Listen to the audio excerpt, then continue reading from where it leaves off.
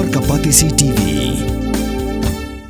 ICFA University Meghalaya is now open for admissions for the academic year 2025.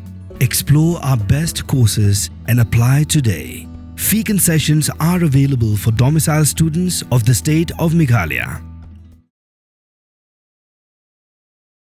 Hagasni rakela load nik Independence Day.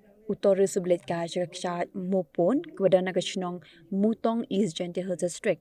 Ulang Ngam Jyllop hagapor bule jingi hathwe jongan ka Kshaid. Yakamet jong layo say the search and rescue team, fire and emergency services.